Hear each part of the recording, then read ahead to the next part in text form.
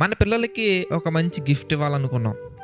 ఎగ్జాక్ట్‌గా గిఫ్ట్ ఇవ్వడం అనగానే ఇట్స్ ఎ 100కి 200% it's a kind of happy moment or చాలా ఫ్యాబులస్ మూమెంట్. చాలా అద్భుతంగా ఉన్నటువంటి మూమెంట్. ఆ మూమెంట్‌లో మనం గిఫ్ట్ ఇవ్వడానికి వెళ్ళినప్పుడు అతను గనక నీ కుమారుడు గాని, నీ కుమార్తె గాని మిమ్మల్ని అవమానపరిచే విధంగా, మీ కుటుంబాన్ని అవమానపరిచే విధంగా, లేదా తనకు తానే నువ్వు ఇవ్వబోయే గిఫ్ట్ ద్వారా ఏదో ఒక ప్రమాదంలోకి వెళ్ళిపోయే అవకాశాలు కనిపించే విధంగా నీకు కనబడితే, నీకు ఫ్యూచర్ తెలీదు, భవిష్యత్తు తెలీదు, కానీ నీకు కనబడితే నీ పిల్లలకి నీవు ఆ గిఫ్ట్‌ని ఇస్తావా?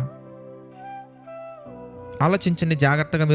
నేను చెప్పబోయే ఈ ఉదాహరణని మీరు జాగ్రత్తగా ఆలోచించండి. మీ అబ్బాయికి ఒక బైక్ గిఫ్ట్ ఇవ్వాలనుకున్నారు. చక్కగా అమౌంట్ సిద్ధపరచుకున్నారు. చక్కగా బైక్ బుక్ చేశారు, ఇవ్వాలనుకున్నారు, ఆశ కలిగి ఉన్నారు. ఎగ్జాక్ట్‌గా ఆ టైంకే ఒక వార్త మీరు విన్నారు. మీ అబ్బాయి వేరే వాళ్ళ బైక్ తీసుకొని యాక్సిడెంట్ చేశారన్న వార్త మీరు విన్నారు. ఇమీడియట్‌గా అది కూడా మీ అబ్బాయికి డ్రైవింగ్ రాకపోవటం వల్ల అని మీరు విన్నారు.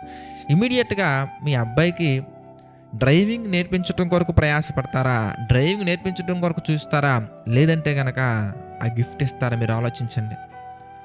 లేదంటే మీ అబ్బాయి బెట్టింగ్స్‌లో బాగా ఉన్నాడు, బెట్టింగ్స్‌లో ఆల్రెడీ చాలా చేస్తూ ఉన్నారు, ఆ విషయం మీకు తెలీదు, కానీ మీరు మీ అబ్బాయికి కొంత అమౌంట్ ఇవ్వాలనుకున్న సమయానికి ఆ విషయం తెలిసింది. అప్పుడు ఇంట్లో ఒక రెగ్యులేటరీ సిస్టమ్ పెడతారా లేదా?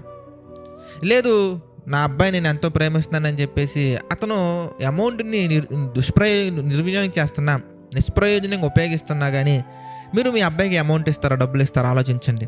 ఒక తండ్రిగా మన పిల్లల ప్రవర్తన బాలేనప్పుడు మనం ఇవ్వబోయే గిఫ్ట్ల ద్వారా వాళ్ళు దెబ్బతినే అవకాశాలు ఉన్నప్పుడు మనం ఇవ్వకుండా వాళ్ళని ఫస్ట్ మంచి మార్గంలో పెట్టడం కొరకు ప్రయత్నించిన తర్వాత, వాళ్ళ ప్రవర్తన చక్కదిద్దిన తర్వాత అప్పుడు గిఫ్ట్లు ఇస్తాం, కానీ ముందుగానే ఇస్తామా? ఆలోచించండి ఒకసారి.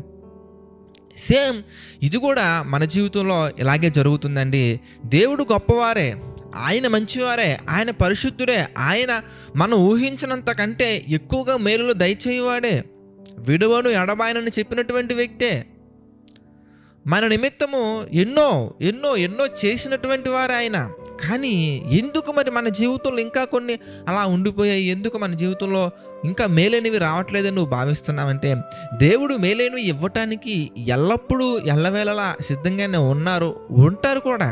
కానీ ప్రాబ్లం ఎక్కడొస్తుంది బ్రదర్ అని మీరు ఆలోచించినట్లయితే మనం చూడవచ్చు. రోమీలకు రాసినటువంటి పత్రికలో మనందరికి తెలిసినటువంటి సందర్భం అయినప్పటికీ ఒకసారి మనం జ్ఞాపకం చేసుకున్న ఈ ఉదయకాల సమయమున రోమీలకు రాసినటువంటి పత్రిక 3వ అధ్యాయము 23వ వచనం మనం చూద్దాం. రోమీలకు రాసినటువంటి పత్రిక 3వ అధ్యాయం 23వ వచనం మనం చూస్తే, ఏ భేదమును లేదు, అందరూ పాపము చేసి, చూసారా చక్కగా ఉందో, ఏ భేదమును లేదు, అందరూ పాపము చేసి దేవుడు అనుగ్రహించు మహిమను పొందలేకపోవచ్చున్నారు.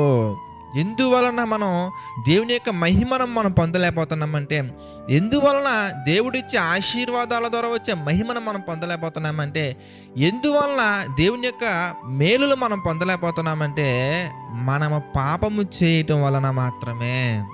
ఏ భేదము లేదండి. అందరం కూడా పాపం చేయటం వల్ల, అందరం కూడా మన ప్రవర్తన విషయంలో మనం దారి తప్పిపోవడం వల్ల, అందరం కూడా మన యొక్క వ్యక్తిగతమైనటువంటి విశ్వాస జీవితంలో ఎన్నో ఎదురు దెబ్బలు తినడం వల్ల మనం ఎలా మారిపోయామంటే, దేవుడిచ్చే మహిమను పొందలేనటువంటి స్థితికి మనం మారిపోయాము. దేవుని యొక్క చిత్తాన్ని గ్రహించలేని స్థితికి మనం మారిపోయాము. దేవుని యొక్క ఉద్దేశాల్లో మనం బలపడే స్థాయికి చేరుకోలేకపోతున్నాము.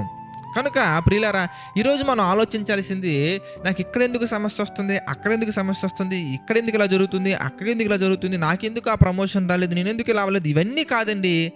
అసలు విశ్వాస జీవితంలో ఒక విశ్వాసిగా దేవుడు చెప్పినటువంటివి అన్నీ మనం గైకొనే విషయంలో, దేవుని చిత్త ప్రకారం నడుచుకునే విషయంలో మనం పర్ఫెక్ట్గా ఉన్నామా లేదా? దేవుడి యొక్క వాక్యం సెలవిస్తుంది ప్రియులారా, మొదటిగా ఆయన రాజ్యమును నీతిని వెతకండి, ఆటోమేటిక్గా మిగిలినవన్నీ కూడా మీకు అనుగ్రహింపబలను. అంటే రాజ్యాన్ని నీతిని వెతికే ప్రయత్నంలో మనం ఉంటే పాపం అనేది చెయ్యం బ్రదర్స్ సిస్టర్స్. పాపము చేయకుండా మనం ఉంటే గనక దేవుడు అనుగ్రహించే మహిమను మనం పొందగలం. యెషయా గ్రంథంలో మనం చాలా సందర్భాల్లో మనం నేర్చుకున్నాం, విననేరక ఉండినట్లు ఆయన చెవులు మందము కాలేదు. మరి ఏమైపోయింది ఇంతకీ అనగానే, మీకును మీ దేవునికి మధ్య గోడ, మీ దోషముల యొక్క గోడ రావటం వల్ల ఆయన యొక్క మహిమను మనం రిసీవ్ చేసుకోలేకపోతున్నాము. ఆయన యొక్క గొప్ప మేలులు మనం పొందుకోలేకపోతున్నాము. ఎందుకంటే నీ ప్రవర్తన ఇలాంటి స్థితిలో ఉన్నప్పుడు దేవుడు గనక ఆ ప్రవర్తనకి ఇంకొన్ని అవకాశాలు కనుక నీకు ఇచ్చినట్లయితే నువ్వు ఇంకా దుర్మార్గుడిగా మారిపోతావు. ఇంకా దుర్మార్గుడిగా మారటం వల్ల నీ లైఫ్లో ఇంకా ఎన్నో ఎన్నో ఎన్నో నాశనకరమైనటువంటి ఉద్దేశాలు ఉన్నాయి కనుక మొదటిగా మనం ఏం చేయాలంటే మనలో ఉన్నటువంటి నలుసంతైనా కానీ దూలమంతైనా కానీ మనలో ఉన్న లోపాలను సరిదిద్దుకునే ప్రయత్నం మనం చేయాలి. ఈ ఉదయకాల సమయమున మీరు ప్రార్థించండి, దేవా నాలో ఏ దోషాలు ఉన్నాయ్యా. దావీదు గారు అంటారు, ప్రభువా ఇదిగో తండ్రి, నీకు అవిధేయంగా ఉన్నటువంటి, నీకు ఆయాసకరంగా ఉన్నటువంటివి తండ్రి నా జీవితంలో లేకుండా నాకు సహాయం చేయి ప్రభువా. ఆయాసకరమైన మార్గములు నా లైఫ్లో ఉన్నట్లయితే తప్పకుండా వాటిని తీసివేయండి తండ్రి అని దావీదు గారు ప్రార్థించినట్టుగా మనం కూడా ఈరోజు ప్రార్థన చేయగలగాలి. చేసి ఇదిగో మనలో ఉన్న లోపాలను మనం సరిదిద్దుకుంటే తప్పకుండా మనకి ఎన్నో విషయాలు మనం చక్కగా మనం దేవుని యొక్క కృపను బట్టి మనం పొందుకోగలం. అందుకే మొదటగా మనం ఏం వెతకాలి? రాజ్యాన్ని, నీతిని వెతికే ప్రయత్నం మనం చేయాలి. ఆ ప్రయత్నంలో విఫలం అవ్వకుండా ప్రార్థనాపూర్వకంగా మనం సిద్ధపడి మనం వెళ్ళినట్లయితే కనుక తప్పకుండా ఎన్నో దీవెనలు మనం పొందుకోగలం. ప్రార్థన చేసుకుందామండి. ప్రార్థన. ప్రేమగల తండ్రి, దయగల దేవ, పరిశుద్ధ మహోన్నతుడ, మీ యొక్క చిత్త ప్రకారంగా తండ్రి మాకు సహాయం చేశారు, నడిపించారు తండ్రి. అందుని బట్టి మీకే మహిమ, ఘనత, ప్రభావాలు చెల్లించుకుంటున్నాం తండ్రి. ఈ ఉదయకాల సమయంలో తండ్రి మీ యొక్క మాటలు ధ్యానించడానికి మీ కృపను చూపించారు తండ్రి. దేవా, ఆర్థిక, ఆరోగ్య, మానసిక పరిస్థితుల్లో కృంగిన ప్రతి ఒక్కరి నిమిత్తం తండ్రి ప్రార్థిస్తున్నాను దేవా. వారిని జ్ఞాపకం చేసుకోండి, దీవించండి ప్రభా. కృంగిన వారి హృదయాన్ని మా తండ్రి మీ చిత్త ప్రకారంగా లేవనెత్తండి, స్థిరపరచండి, బలపరచండి తండ్రి. మీకు మహిమకరంగా ప్రభా ఇంకా ఎన్నో కార్యక్రమాల ద్వారా తండ్రి మేము ముందుకు సాగినట్లుగా సహాయం చేయండి తండ్రి. ఈ యొక్క పరిచర్యకు ఆర్థికంగా సహకారులుగా నిలబడుతున్న ప్రతి ఒక్కరిని బట్టి ప్రార్థిస్తున్నాను తండ్రి. మీరు జ్ఞాపకం చేసుకుని తండ్రి ప్రతి ఒక్కరికి మీ కృపతోడుగా ఉంచి నడిపించండి, సహాయం చేయండి దేవా.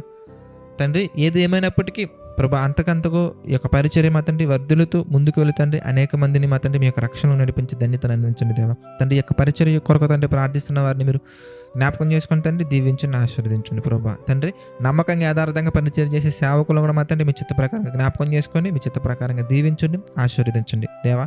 సమస్త మహిమ, ఘనత, ప్రభావాలు మీకే చెల్లించుకుంటూ ప్రతి ఒక్కటి మీ చిత్త ప్రకారంగా దయచేయమని వేడుకుంటూ మా ప్రభువును రక్షకుడైన యేసుక్రీస్తు వారి పేరిట ప్రార్థన అడిగి వేడుకొనుచున్నాము తండ్రి. ఆమెన్. అందరికీ వందనాలండి. God bless you all.